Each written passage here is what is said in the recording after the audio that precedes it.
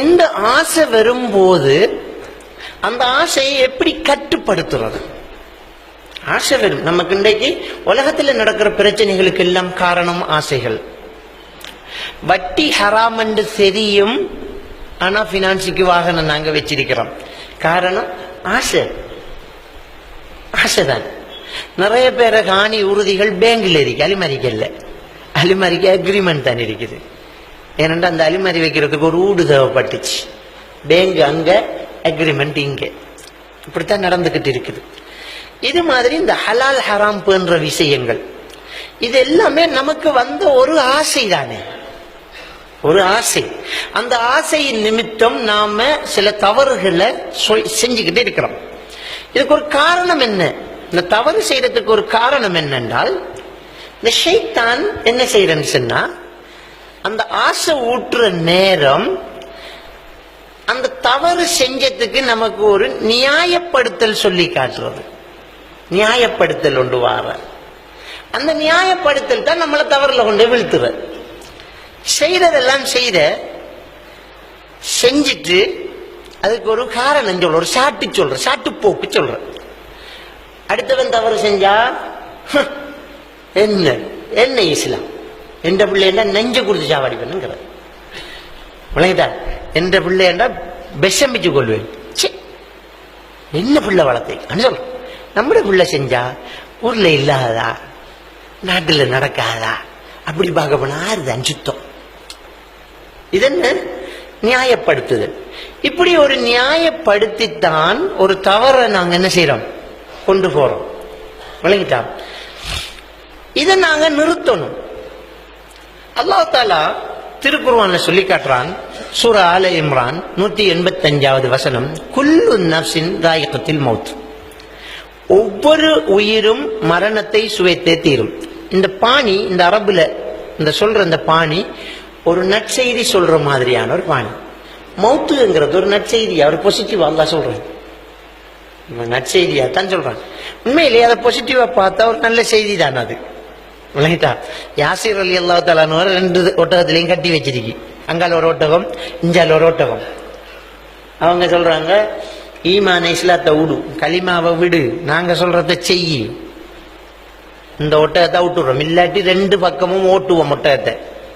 அப்ப அந்த சம்பவத்தை வாசிக்கும் போது நமக்கு அது தெரிகிறது நெகட்டிவா, ஐயோ உயிர் போக போகுது என்று. ஆனா கட்டப்பட்ட ஆள் நினைச்சது பாசிட்டிவா, நான் சொர்க்கம் போக போறேன். அப்ப அந்த கடுமையான ஒரு சுகமான சம்பவம் சந்தோஷமாகும். விளங்கிட்டா. அப்ப நீங்க எல்லாருமே மரணத்தை சுவைத்தே தீர போறீங்க என்று சொன்னது ஒரு நற்செய்தி. அதை பின்னுக்கு வர்றது ஊர்ஜிதப்படுத்த போகுது. அல்லாஹ் தஆலா சொல்லி காட்டுறான், வ இன்னமா துவஃபௌன உஜூரக்கும் யௌமல் கியாமா. உங்களோட கூலி திருப்தியா நிரப்பமா கிடைக்கிறது மறுமையில தான் என்று அல்லாஹ் தஆலா சொல்றான். நமக்கு செஞ்சதுக்கு பரிசு, நமக்கு நடந்த கொடுமைகளுக்கெல்லாம் திருப்தியாக கிடைக்கிறது. நமக்கு யாரும் அநீதி செஞ்சா அதுக்கு குற்றப்பரிகாரம் கிடைக்கிறது. நம்ம செஞ்ச நன்மைகளுக்கு பரிசு தாரது. இதுக்கு எல்லாம் என்ன செய்யணும்? இந்த உலகத்துல ஒருத்தர் அல்லாஹ்க்காக மௌத் அப்பித்தார், அவர் உசிரை விட்டுக்கார், அவர் பரிசு எப்ப கொடுக்குறார்? அதான் மௌத் அப்பித்தாரு. அதுக்குத்தான் மறுமை தேவை.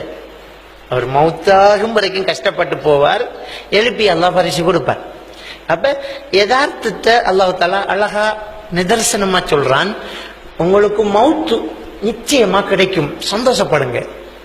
அது கிடைச்சா தானே நம்ம செஞ்ச பாடுபட்ட பலன் கிடைக்கும், நம்ம பட்ட பாட்டுக்கு ஒரு பலன் கிடைக்கும்.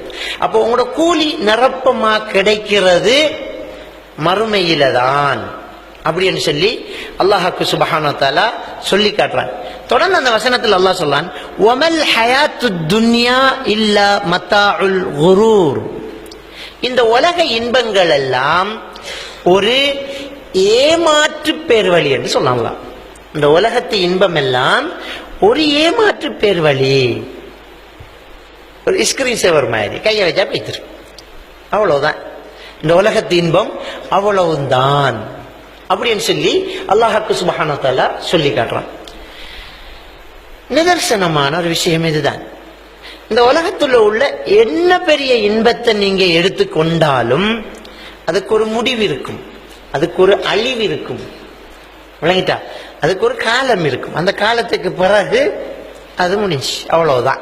இந்த உலகத்து இன்பம் அவ்வளவுதான், அதுக்கு மேலே இல்லாது. ஒரு ஒரு அழகான பெண்ணு ஒரு இன்பமா தெரியும், அவளுக்கு வயசு போகும்போது அதுல அவுட் முடிஞ்சு, அல்லது நமக்கு வயசு போகும்போது முடிஞ்சு, அவ்வளவுதான். ஒரு சுடுதண்ணி கொட்டுட்டார், ஒரு நாளைக்கு பல்லு தூட்டாட்டி, ஒரு நாளைக்கு தலைவாரல்லாட்டி, ஒரு நோய் வந்து படுக்கையில கிடந்தால் மர நாம நினைச்ச அழகு நெருங்க இல்லாத அழகா போயிடும், அவ்வளவுதான், முடிஞ்சு. அல்லாஹ் தஆலா ஆகப்பெரிய இன்பங்களை எல்லாம் ஒரு அருவருப்பான ஒரு அசிங்கத்துல தான் வச்சிருக்கான். இந்த உலகத்துல அப்படித்தான் இருக்குது. மிக உன்னதமான வாசம் கஸ்தூரி, அது மான்ற கழுத்தில் இருக்கிற ஒரு பழுதா போன ரத்தம். உன்னதமான ஒரு சுவை தேன், அது தேனியின் மலம்.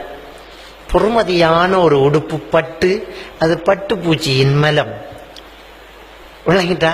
மனிதர்கள் அனுபவிக்கக்கூடிய இன்பங்கள் எல்லாம் ஒரு மலசல வலிதல், ஒரு அசிங்கத்தில். விளங்கிட்டா? எல்லாத்தையும் அல்லாஹ் தஆலா புரட்டி பாரு, அதுல ஒன்றும் இல்லைன்ற மாதிரி தான் வச்சிருக்காங்க. நல்லா பாரு, அது ஒன்றும் இல்லை. நல்லா பாரு, அதுல ஒன்றும் இல்லை. அடுத்தது தங்கம். தங்கம் தான் காசு. நம்ம வச்சுக்கிற நோட்டெல்லாம் சென்ட்ரல் பேங்க்ல இதுக்கு தங்கம் இருக்குன்ற செக்கு, அதான் காசு. அல்லாஹ்வுடைய தூதர் ஸல்லல்லாஹு அலைஹி வஸல்லம் அவங்க சொல்றாங்க, கியாமத்து நாள் நெருங்கும் போது இந்த பூமி தங்க பாலங்களை கக்கும், தங்க தூணுகள் வந்து நிலத்தில் கிடக்கும். அதை கடந்து போகும் மனிதர்கள் பேசிக்கொண்டு போவார்கள், இதுக்கு தான் நாம ஒரு காலத்துல கொலை செஞ்சேன்னு சொல்லிக்குவாங்க, எடுக்க மாட்டேன். தங்க பாலம் கிடக்கும், அதுல பொறுமதி ஒன்றுமில்லாட்டி இல்லை. ஒத்தர் வீடு கட்டி தங்கத்தை நான் வச்சுக்கணும், என்ன செய்யும்? எல்லாரும் தேவையில்லைண்டா தங்கத்தை தூக்கி எறிஞ்சு நம்ம போகணும், அதுல என்ன ஒன்றுமில்லை. உலகத்துல இன்பம் ஒன்றுமில்லை, நிதர்சனமா சொல்றான். அப்ப அல்லாஹ் தஆலா சொல்றான், ஒமல் ஹயாத்து துன்யா இல்லா மத்தாவுல் குரூர். நல்லா யோசிச்சு பாரு, இந்த உலகத்து இன்பம் எல்லாம் வெறும் ஏமாற்று பேர்வழி, வெறும் ஏமாற்று பேர்வழி. இந்த ஏமாற்று பேர்வழியை வச்சுக்கிட்டு தான் என்ன செய்யறோம்? மறுமையில பொறுமதியானதை இழக்கிறோம். பொறுமதியான ஒன்றை என்ன செய்யறோம்? இழந்து போயிட்டு இருக்கிறோம். அதுக்கு மறுமையை பற்றி நமக்கு நல்லா தெரிஞ்சிருக்கணும். மறுமை என்கிற ஒன்றுக்கு ரசூலுல்லாஹி ஸல்லல்லாஹு அலைஹி வஸல்லம் அவங்க ஆசை ஊட்டுறாங்க. மறுமை எப்படி இருக்கும், மறுமையில எப்படியான இன்பங்கள் கிடைக்கும் அப்படின்னு சொல்லி நபிகள் நாயகம் ஸல்லல்லாஹு அலைஹி வஸல்லம் அவங்க சொல்றாங்க, சொர்க்கத்தில் ஒரு மனிதன் சளி சிந்த மாட்டான், சளி சிந்த மாட்டான். அங்கு மலசலம் கிடையாது. நீங்க சாப்பிட்டுட்டு ஒரு ஏப்பம் விடுவீர்கள், அந்த ஏப்பம் கூட கஸ்தூரி வாசனையா இருக்கும். சாப்பாடு செமிச்சிடும், சாப்பாடு செமிச்சிடும். அப்ப அந்த அசிங்கங்கள் அங்க இல்ல. அங்க வயசு போறதில்லை, அழகு கூடிக்கிட்டே இருக்கும். ஒவ்வொரு வெள்ளிக்கிழமையும் ஆண்கள் ஒரு சந்தைக்கு போவார்கள்.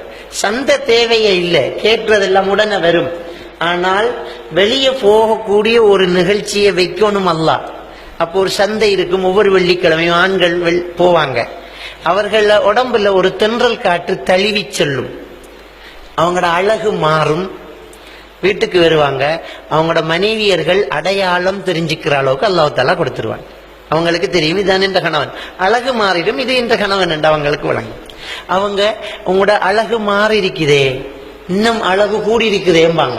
அப்ப அந்த ஆண்கள் சொல்லுவாங்க, உங்களுக்கும் தான் அழகு மாறி இருக்குதே, பார்க்கலையா?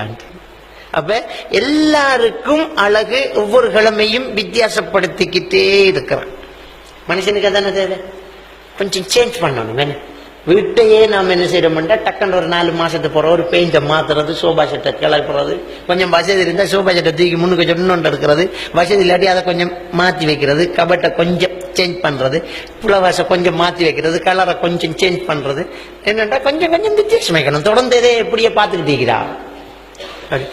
சொர்க்கத்துல தொடர்ந்து அதே பார்த்துக்கிட்டு அழகை மாத்திக்கிட்டே இருக்கிறான். வாரம் ஒரு தடவை அதை மாத்திக்கிட்டே இருக்கிறான். அவ்வளவு பிரமாண்டமான ஒரு சொர்க்கத்தை அல்லாஹ் தஆலா தாரத்துக்கு இந்த உலகத்தை நமக்கு ஒரு தளமா தந்திருக்கிறான். அந்த உலகத்து ஆசைகள் நம்மளை ஏமாத்தில விட வேண்டாம், நம்மளை ஏமாத்தி விடக்கூடாது.